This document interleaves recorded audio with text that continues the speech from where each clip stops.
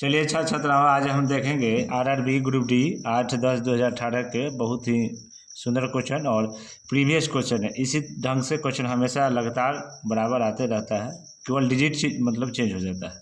ठीक है, क्वेश्चन है, देखिए मतलब क्या कर रहा है कि यदि द्विघात समीकरण x² + kx + 9 के मूल क्या है, समान है, तो k का मान ज्ञात करना है। 4 गो मान है, 81 ± 8, 1/81 और ±6। ठीक है, अब चाहेंगे तो इसको शॉर्ट तरीके से बताएंगे, लेकिन आपको बेसिक जानना बहुत अति आवश्यक है। ठीक है, मूल समान है तो एक फॉर्मूला याद होना चाहिए आपको। जो लिखा है पहले लिखेंगे, पहले का है x² + kx + 9। ठीक है, मूल समान है, यहाँ पर लिख देंगे। a का मान कितना हो जाएगा, 1 हो जाएगा। b का मान कितना हो जाएगा, k हो जाएगा।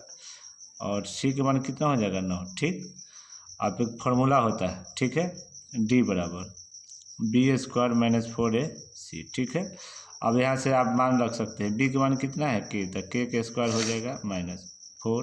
a का मान कितना है, 1, और c का मान कितना है, 9।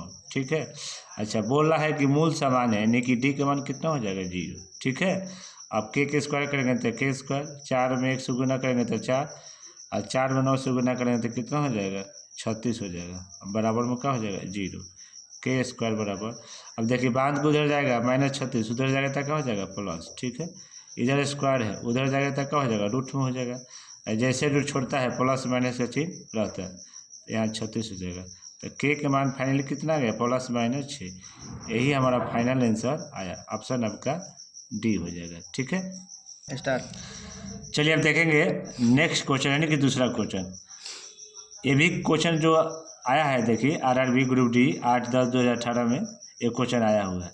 अब देखिए हमेशा क्वेश्चन लगातार आता ही रहता है, लेकिन डिजिट हमेशा चेंज मतलब हो जाता है। लेकिन जिस ढंग से बोर्ड ने क्वेश्चन हमेशा पूछता है, वैसे ही क्वेश्चन आपको बनाना चाहिए, ताकि बेस से आपको पता चले कि किस ढंग से क्वेश्चन आता रहता है। चलिए क्वेश्चन को एक बार देखेंगे हम। कह रहा है कि दो संख्याओं में 2 का अंतर है। ठीक है, दोनों के वर्गों का अंतर 100 है, तो इन संख्याओं का योग क्या है। 4 ऑप्शन भी दे रखा है। ठीक है, क्वेश्चन देखने में एकदम लॉन्ग है, लेकिन जब इसको बनाइएगा तो एकदम आसान तरीके से बन जाएगा। चाहेंगे तो इसको शॉर्ट तरीके से भी बता सकते हैं, लेकिन आपको बेसिक जानना बहुत ज़रूरी है।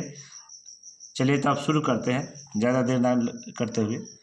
2 संख्या है, ठीक है, तो आप 2 संख्या कुछ भी मान सकते हैं, ए भी मान सकते हैं या XY भी मान सकते हैं। ठीक है, तो हम 2 संख्या मान लेते हैं। पहली संख्या x मान लेते हैं, तो यहाँ लिखेंगे पहली संख्या x है।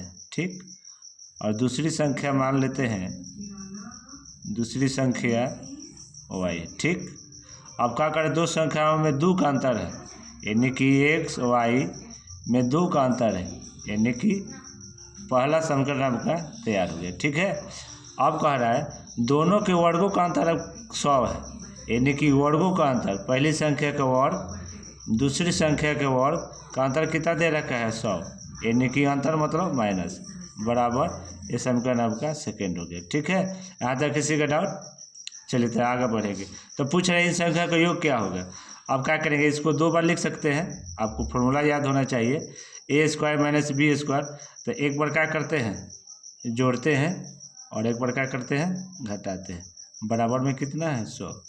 ठीक है, अब क्या करना है, कुछ नहीं करना है। अब देखिए x + y, x - y बराबर 100 दे रखा है। देखिए अब क्वेश्चन में भी पहले से है, x - y बराबर कितना दे रखा है, 2, यानी कि x + y, इसके जगह पर कितना रख पाएंगे, 2, तो यहाँ हो जाएगा आपका 2 बराबर में 100। अब चाहेंगे तो यहाँ 2 से काट सकते हैं, 50 दूना 100, यानी कि x + y बराबर कितना आ गया, 50। योग पूछा था कि इन संख्या का योग क्या होगा, तो यही आपका फाइनल आंसर हुआ। x + y का मान कितना आ गया, 50, योग कितना आ गया, 50। ऑप्शन आपका देखिए सी हो जाएगा, कितना हो जाएगा, सी हो जाएगा। ठीक है।